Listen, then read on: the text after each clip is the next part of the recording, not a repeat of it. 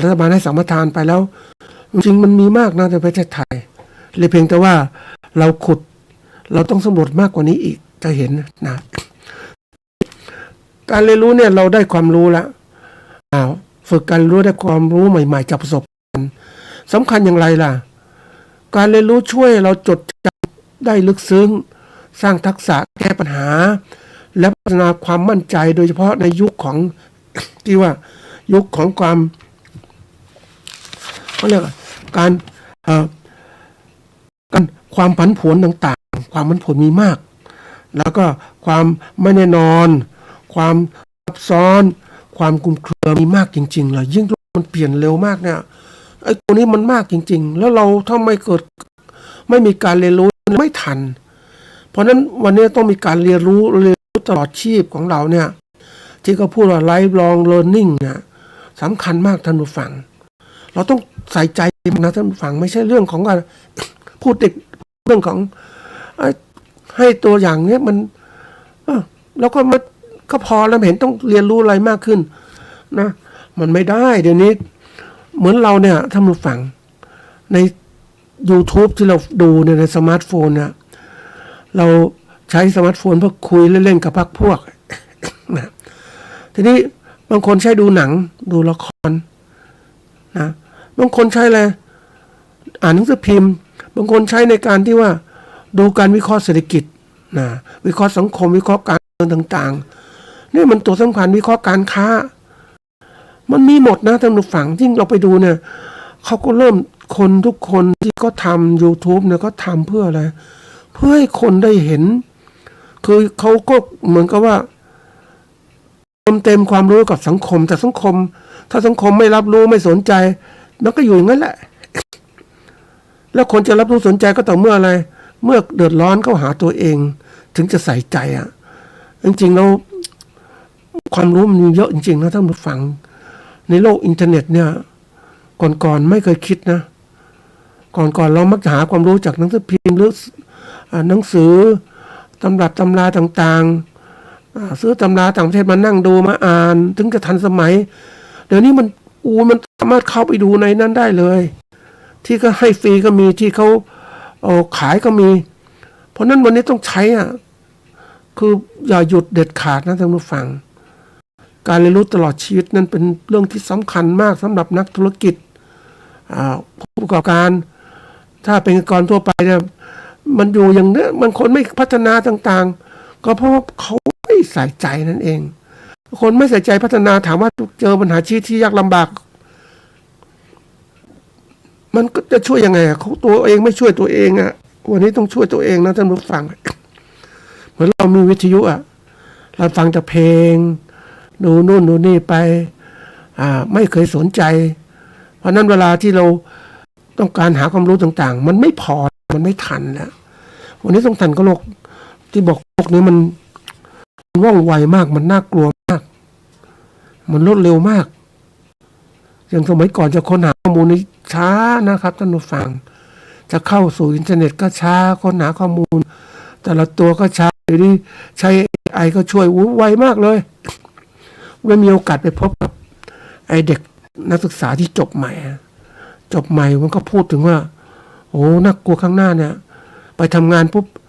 ก่อนแล้วก็ทำคอมพิวเตอร์อย่างนู้นอย่างนี้แต่เมื่อ AI เข้ามาแล้วไอ้เจ้าของบริษัทนั้นมันใช้คนนี้อีกคนละทำ AI ค้นหาข้อมูลได้แล้วก็ปลดคนออกมาก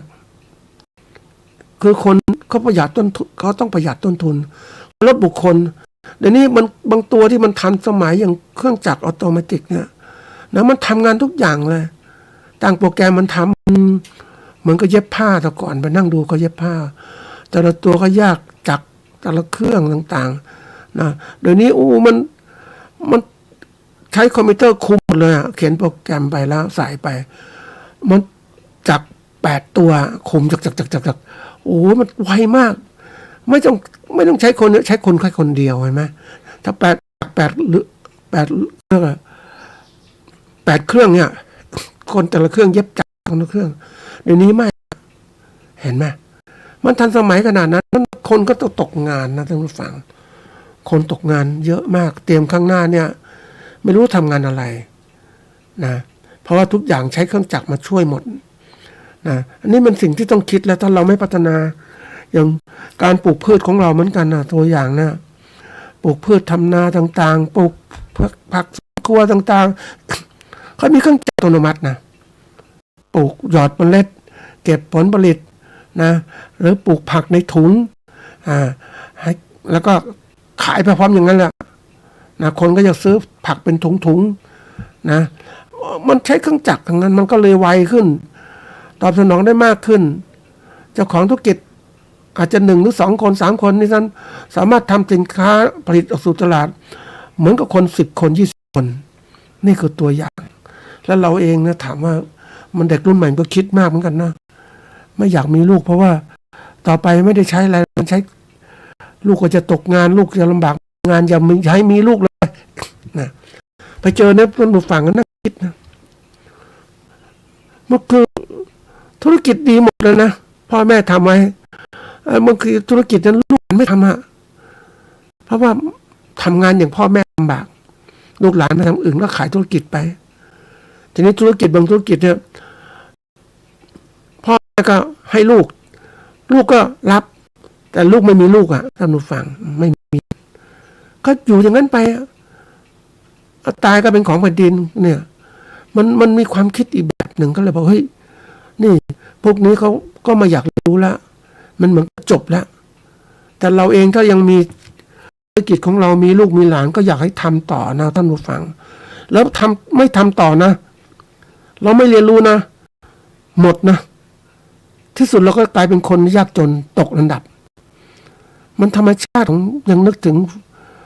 ฝูงปลาท่านผู้ฟังปลาที่แข็งแรงไปเดินดูเขาให้อาหารปลาท่านผู้ฟังปลาที่เก่งๆมันก็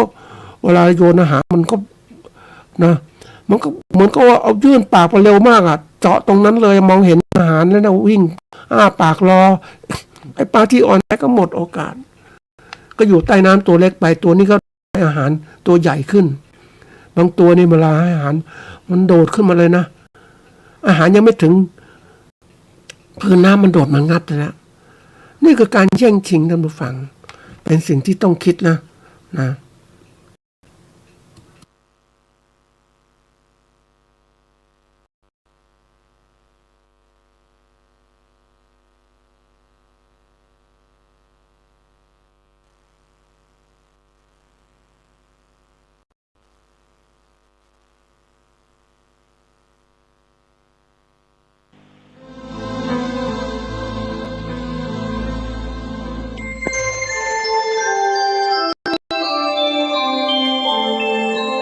ขณะนี้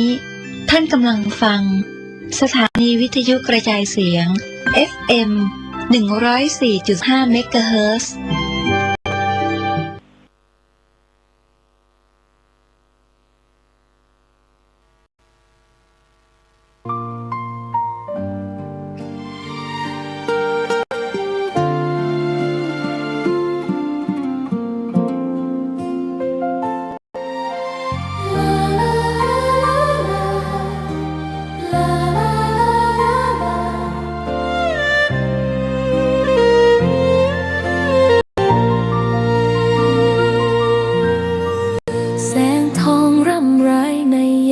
อุตสา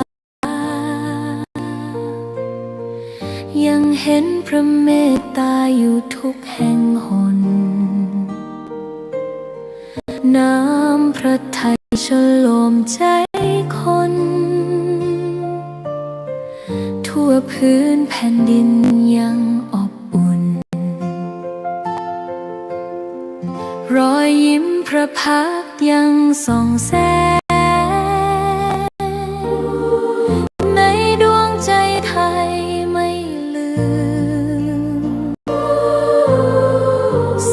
สายลมแผ่วเบาเหมือนเอ่ยคำปลอบว่าพระองค์ยังอยู่ใกล้ขอกราบแทบบาทด้วยรักนิรันดร์น้ำตาหลั่งพลันจากใจคนไทยแม้เสด็จสู่ฟ้า ฟ้าไกลแต่พระหฤทัยอยู่ในแผ่นดินนี้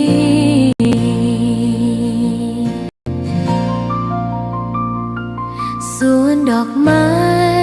ยังบานดังวันเก่าราวกับเจ้าดอกไม้รู้ว่าพระองค์จากไปแต่กลิ่นหอมยังพัดผ่านใจให้ระลึกถึงพระเมตตา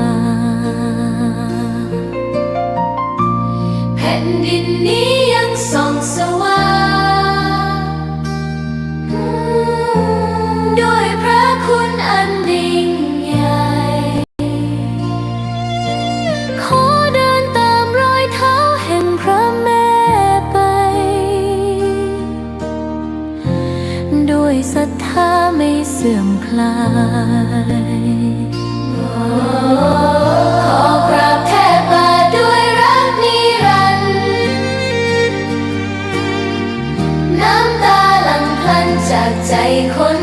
ไทยแม้เสด็จสู่ฟ้าไกลแต่พระหฤทัยอยู่ในแผ่นดินนี้ดวงใจไทยทุกดวงขอพักดีขอถวายรักนี้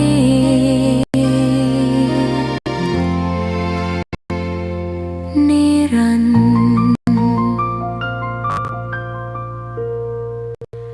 แด่พระพันปีหลวง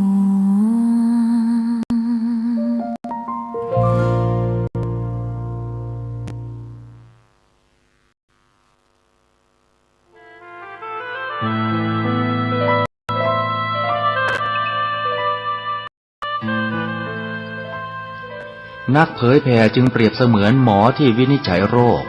แล้วค่อยๆทดลองยาเมื่อเห็นว่าให้ยาถูกโรคก็คอยดูแลไม่ให้เกิดโรคแทรกซ้อนตามขึ้นมาอีกหมอต้องไวต่อการเรียนรู้เรื่องโรคและวิธีรักษาโรคฉันใดพระสงฆ์ซึ่งเป็นเสมือนจิตแพทย์ของสังคมก็ไวต่อการเปลี่ยนแปลงของโลกและวิธีบำบัดโรคมากับโลกฉันนั้น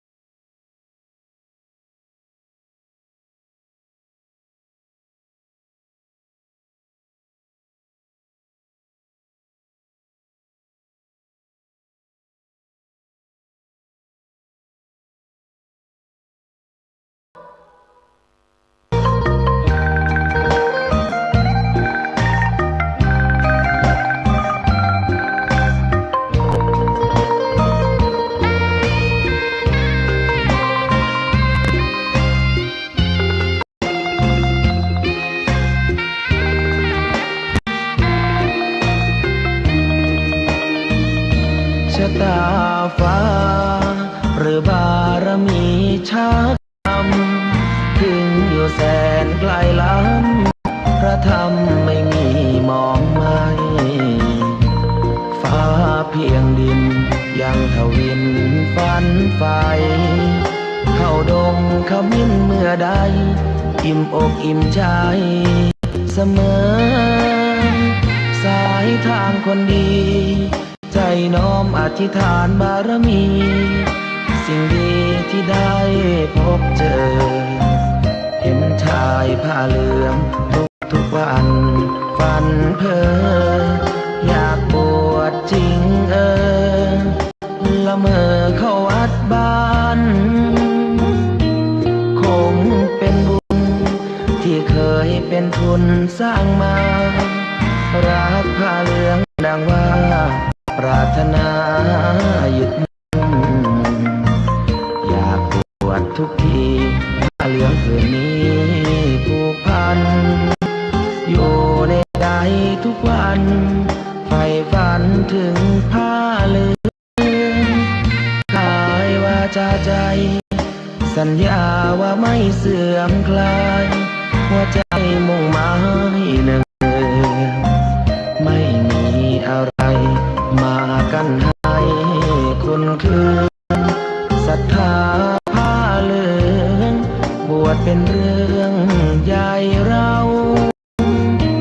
วันรอคอยเข้าโบสถ์ได้บวชเสียทีเป็นคนสุข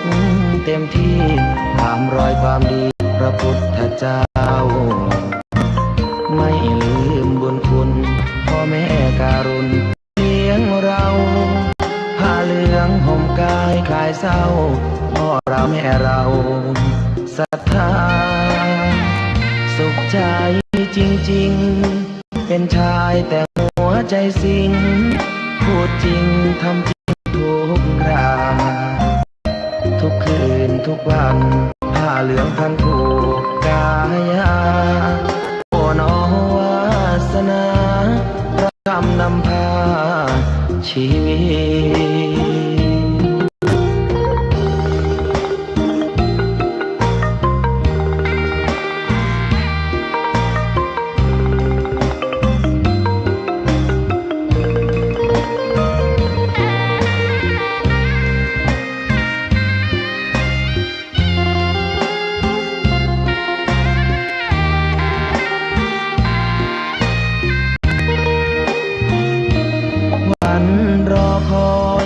เข้าโบสถ์ได้บวชเสียที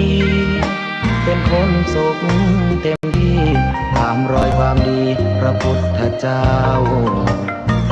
ไม่ลืมบุญคุณ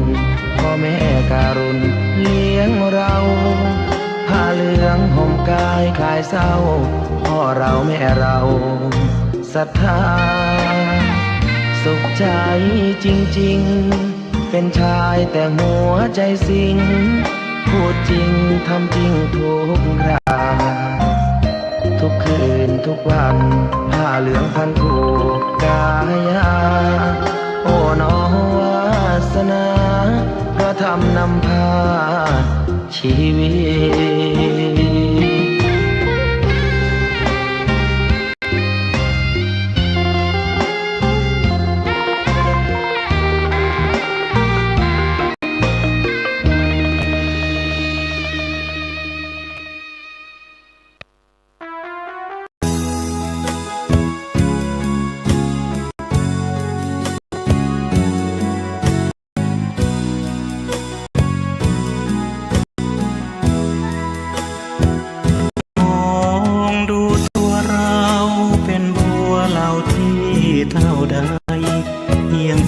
ธรรมะสอนใจ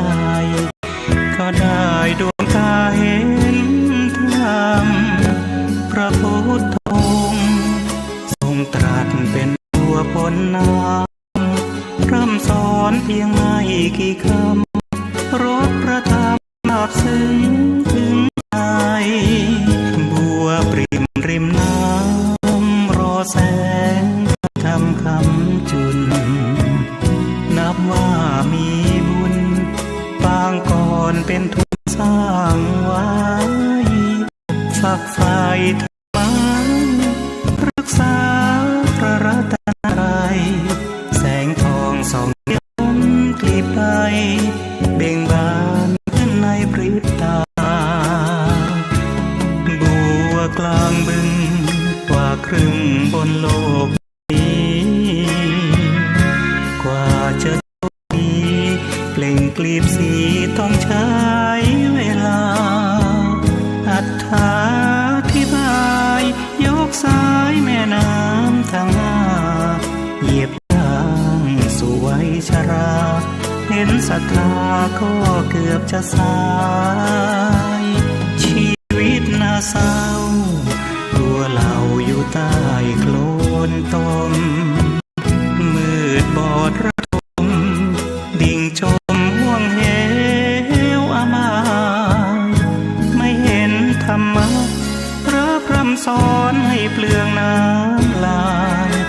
มเป็นอาหารเต่าไปเวียนว่ายนายอเวจี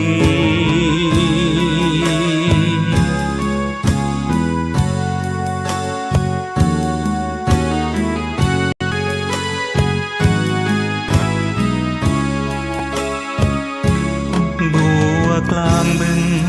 กว่าครึ่งบนโลกใบนี้ กว่าจะโชคดี